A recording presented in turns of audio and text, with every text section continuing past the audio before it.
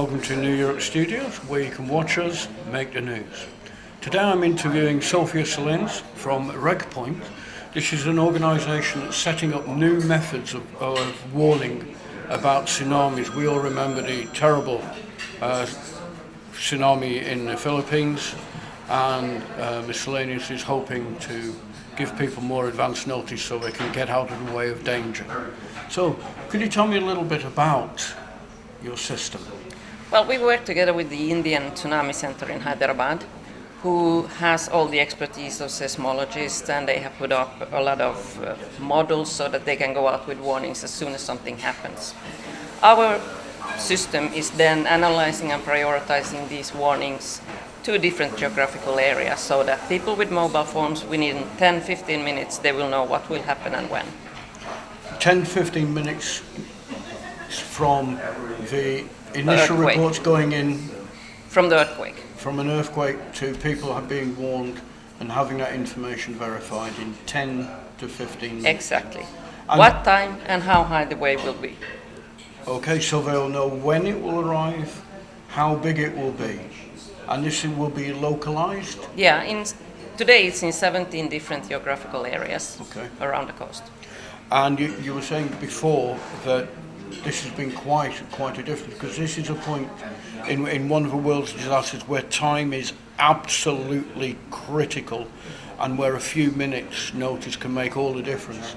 And 10-15 minutes now you're offering, what did it used to be?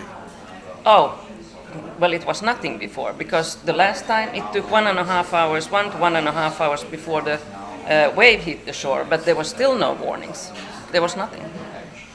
So we can, I'm sure we can all understand that will make a tremendous difference. But this is also a mixture of innovation. We've had a tremendous amount of science and amount of research go into developing systems we didn't know until an accident had happened. Yes. It took us 7 years, together with the Indian government and the Tsunami Center, to get this in place. Okay. And what you're using is text messages. Yes. For the very simple reason that text messages always works, and that we know from the Boxing Day. And the second reason is that everybody has a phone with text messaging, but not everybody has a smartphone, and this obviously has to be available for everybody. Okay. So, I mean, the other thing is that if we're getting a text warning from an authenticated and trusted source, Yes. then this warning also has use to other broadcasters in the more traditional ways of getting this Absolutely. message out. Media, everybody will get the message in 10-15 minutes. Okay, and I mean, it's a little bit difficult to ask, but what kind of percentage of lives could we save, say, if we had something? Well, just similar to imagine, this? I mean, your guess is as good as mine, but there was a huge amount of people who died in the Boxing Day tsunami. And if they had got the warning, you know, an hour and 15 minutes before, they could have gone away somewhere where they would be safe. And they could have told them, you know, in the same system, they can tell them, now it's over, you can come back.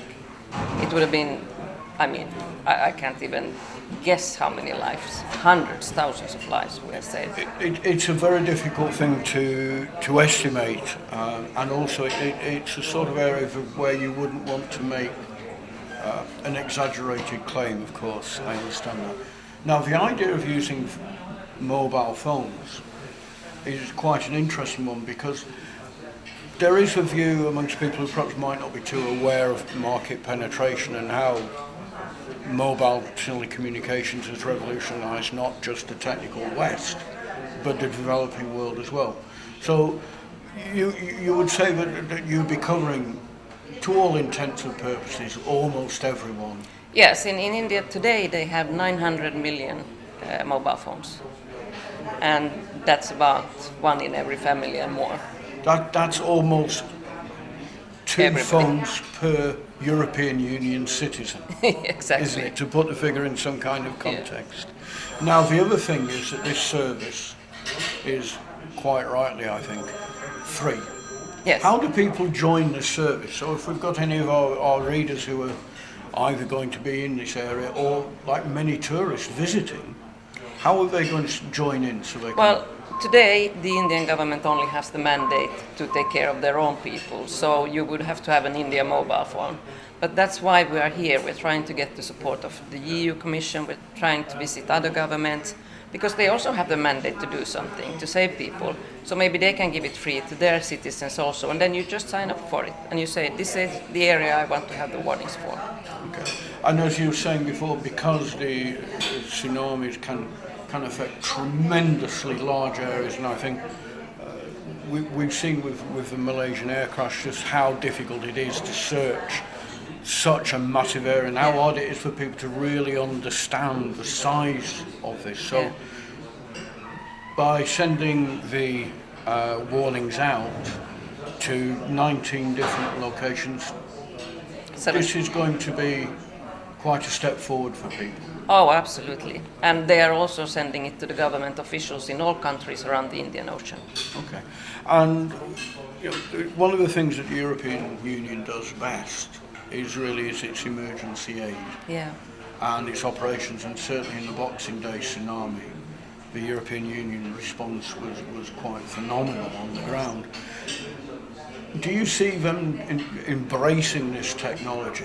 Well, we had a very good meeting with them today, and as they say, this is an ongoing war. We can't wait until the next tsunami comes. And it's a fact that every dollar you spend before a disaster happens, you save 4 afterwards. So it's in everybody's interest.